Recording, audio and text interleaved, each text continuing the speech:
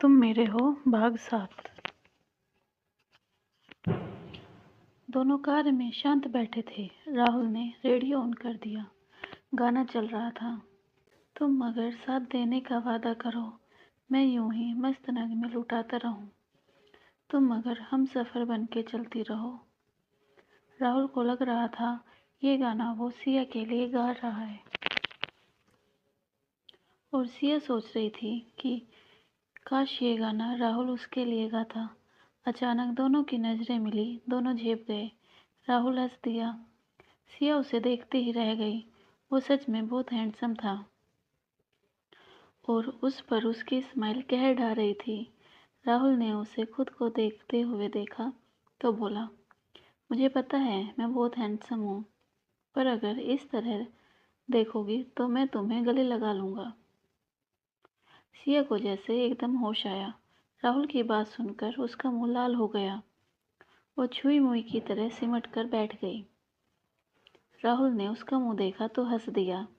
तुम भी अजीब हो, सिर्फ कहने भर से तुम्हारा ये हाल है। अगर कहीं मैं सच में तुम्हें गले लगा लूं तो फिर क्या होगा? सिया सिमटी सी मुंह नीचे कर बैठ गई। ये इस राहुल को क्या हुआ जो आज ऐसी बातें कर रहा है? सच में इसे समझना बहुत मुश्किल है। तभी कार रुक गई। उसने शक की नज़रों से राहुल को देखा। राहुल कुछ नहीं बोला और सिया की तरफ बढ़ा। उसने उसकी सीट बेल्ट खोली और सिया के डरे चेहरे को देखकर बोला, ऐसे क्या एक्सप्रेशन है? मैंने तो बेल्ट ही खोली है। तुम तो ऐसे डर रही हो जैसे मैं तुम्हारे साथ।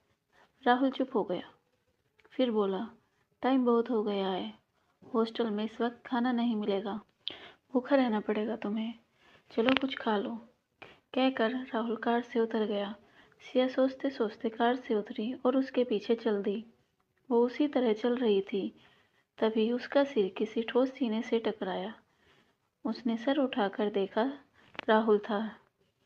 राहुल ने उसे कंधे से पकड़ लिया। वो उसे देख ही रहा था। ध्यान कहाँ है तुम्हारा? अगर सच में गले लगाना चाहती हो तो मुझसे कह देती। इस तरह कौन गले लगता है? कहकर उसने सिया को गले लगा लिया। सिया को पहले तो कुछ समझ नहीं आया। जब आया तो वो राहुल से उसे छोड़ने के लिए कहने लगी, तुम इस तरह सरेआम मुझे गले कैसे लगा सकते हो? बेशरम, छोड़ो मुझे। लोग क्या कहेंगे? अगर किसी जानकार ने देख लिया तो? सिया शर्माते हुए उससे दूर हटने लगी। राहुल ने उसे और कसकर पकड़ लिया। मैं किसी से नहीं डरता, और मैंने कब तुम्हें गले लगाया? वो तो तुम ही आकर गले लग गई। ठीक है चलो, मैंने तुम्हें गले लगाया। अब मैं कह रही हूँ तो छोड़ भी दो। सिया बोली। राहुल ने छोड़ दिया, उसका हाथ पकड़ा और रेस्टोरेंट की ओर चल दिया। सिया को हैरानी हो रही थी उसके बर्ताव से। ये ऐसा कब से हो गया? सिया को हॉस्टल छोड़कर राहुल वापस जा रहा था। आज वो बहुत खुश था, क्योंकि उसे यकीन हो गया था कि सिया की लाइफ में उसके सिवा कोई नहीं है। उसने खुशी के मारे बहाने से सिया को गले लगाया था। सिया की खुशबू उसकी सांसों में बस गई। सिया अपने ही ख्यालों में खोई हॉस्टल की ओर जा रही थी। मेघा और दीपा उसके पीछे उसे आवाज़ दे रही थी, पर सिया तो अभी भी उसी सड़क किनारे राहुल की बाहों में खोई हुई थी। उसे पता तब चला जब दीपा और मेघा उसने उसे पीछे से पकड़ लिया। सिया एकदम से घबरा गई। नहीं राहुल, राहुल, आए हाय, क्या बात है? अब हमारा छूना भी राहुल का छूना लगता है। अब तो बताना ही होगा क्या हुआ। तुम दोनों में ये हो ही नहीं सकता कि कुछ न हुआ हो। हमें पता है सुबह क्या हुआ। तुम कब तक छुपाओगी? दीपा ने कहा। नहीं, कुछ नहीं हुआ। वो मुझे छोड़ कर गया था और कोई आसपास था नहीं, सो मुझे लगा कि राहुल है। तुम लोग तो हर बात को कोई मतलब निकाल लेते हो। अगर कुछ होगा तो तुम्हें बता दूंगी, सिया ने समझाया। तुम हमें बेवकूफ़ समझती हो। कोई लड़की यूं ही किसी के टच को किसी लड़के का टच नहीं समझ सकती, या फिर राहुल तुम्हें ऐसे टच करता रहता है। इसलिए तुम्हें लगा कि राहुल है। सिया, तू हमें हर बात बताती थी पहले, अब तू बदल गई। तूने कल भी बात छिपाई और आज भी छिपा रही है। तू हमें अपना दोस्त ही नहीं मानती, मेघा ने नाराज होते हुए कहा। देखो, नाराज ना हो। अच्छा, रूम में चलो, फिर बताती हूँ, सिया ने कहा। सभी कमरे में आ गई। रीना वहीं बैठे पढ़ रही थी। मेघा ने उसे भी बुला लिया। तीनों सिया को घेर कर बैठ गई। सिया ने बताना शुरू किया। राहुल आज मुझे लेने आया था। गौरव ने उसे देख लिया और उससे लड़ पड़ा। मैं पहुंची तो मैंने भी राहुल को डांट दिया कि मैंने कॉलेज के बाहर वेट करने को कहा था। वो नाराज होकर चला गया। अच्छा किया राहुल ने, एक तो बेचारा तुम्हें लेने आया, ऊपर से तुमने उसे ही डांट दिया। मैं होती तो मैं भी तुम्हें लेकर नहीं जाती, मेघा ने बीच में ही बात काटते हुए बोला। ठीक है, आगे की बात रहने दो, सिया बोली। नहीं नहीं, हमें पूरी बात बताओ, रीना बोली। फिर मैं अकेली हॉस्पिटल चली गई। वापसी में राहुल मिल गया। नाराज था तो खूब लड़ा। बाद में मुझे उसकी बातों से पता चला कि उसे मुझसे बस इतनी सी शिकायत है कि मैंने गौरव का साथ दिया। उसे गौरव से जलन हो रही थी। बस मैंने उसे क्लियर किया कि गौरव का मुझसे कोई वास्ता नहीं है। तब कहीं जाकर वो शांत हुआ। फिर मुझे छोड़ते वक्त वो खाना खिलाने ले जा रहा था। वो मुझसे आगे था। मैं अपने ख्यालों में गुम चली जा रही थी। वो रुककर मेरी वेट कर रहा था। मुझे पता ही नहीं चला और मैं सीधा उससे टकरा गई। उस कमीने ने मुझे गले लगा लिया। मैंने मुश्किल से छुड़ाया, उल्टा मुझे कहता है कि तुम खुद ही गले आकर लग गई। सच्ची, हाय क्या सीन होगा, काश मैं वहां होती, रीना बोली।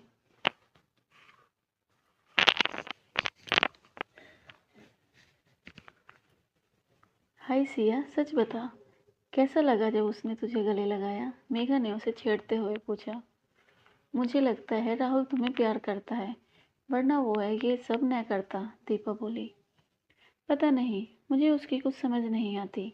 कभी इतना खुश होता है, कभी जरा जरा सी बात पर नाराज हो जाता है, सिया बोली। अरे पगली, इसे ही तो प्यार कहते हैं। करने वाले को कुछ समझ नहीं आता कि वो क्या करे। बधाई हो हमारे ग्रुप की सबसे खूबसूरत लड़की को। शहर के सबसे हैंडसम लड़के से प्यार हो गया है। सब तालियां बजाने लगी। चुप हो जाओ तुम, ये सच नहीं है, ऐसा कुछ भी नहीं है, सिया ने झूठ मूठ का गुस्सा दिखाया। ठीक है, चलो, मेरा एक्सपीरियंस कहता है कि वो हॉस्टल पहुंचते ही तुम्हें फ़ोन करेगा। अगर किया तो उसका मतलब कि वो तुमसे प्यार करता है, नहीं किया तो नहीं करता, मेघा बोली। बाकी भी उसकी बात से सहमत थे। आधे घंटे बाद सब अपने काम में बिजी थे कि सिया का फ़ोन बजा। सारी भागकर फ़ोन के पास आ गई।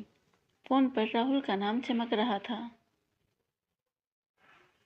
सिया चुपचाप बालकनी में चली गई और फ़ोन उठाया। हेलो, हाँ जी, क्या बात है? तुम ठीक हो ना? मैंने ये जानने के लिए फ़ोन किया कि तुम ठीक ठाक पहुंच गई क्या? कल जाओगी? मुझे बता देना, मैं ले जाऊंगा। हाँ, मैं ठीक तरह पहुंच गई। गेट गेट तक तो छोड़ गए थे तुम। हॉस्टल तक आने में क्या दिक्कत? आप यूं ही चिंता करते हो। सिया, एक बात पूछूं? पूछिए। तुमने उस बात का बुरा तो नहीं माना? किस बात का? जो मैंने तुम्हें गले लगा लिया था, उस बात का। असल में तुम अचानक से इतने करीब आ गई, मुझे खुद पर काबू नहीं रहा। मुझे खुद समझ नहीं आया कि मैंने क्या किया, क्यों किया। मैं उसके लिए माफ़ी मांगता हूँ, राहुल बोला। कोई बात नहीं, मैंने बुरा नहीं माना। अब कुछ दिन ही अब कुछ दिन मैं नहीं जा पाऊंगी। टर्मिनल एग्ज़ाम है, आंटी को बता देना। शुक्र है, मैं सोच सोच के परेशान हो रहा था कि कहीं तुम नाराज न हो जाओ। अच्छा ठीक है, एग्ज़ाम ज़्यादा ज़रूरी है, बेस्ट ऑफ लक, कहकर राहुल ने फ़ोन बंद कर दिया। सिया बालकनी में खड़ी सोच रही थी। जैसे ही वो मुड़ी, सामने रीना, मेघा और दीपा खड़ी थी। वो डर गई। मैंने कहा था ना कि अगर उसे प्यार हुआ तो वो फ़ोन करेगा। उसने फ़ोन किया, इसका मतलब सिया से प्यार करता है। मुझे बहुत खुशी हो रही है। अब हम भी कह सकते हैं कि राहुल हमारी सिया का है। सिया ने उसका मुंह बंद किया। बालकनी का शोर चारों ओर जाता है। उसने कहा, ठीक है, अब चुप हो जाओ। यूं ही मुझे बदनाम न करो। सभी अंदर आ गई। रीना बोली, जब तुम इतनी देर साथ थे तो अब फ़ोन पर क्या बात करनी थी, बताओ बताओ।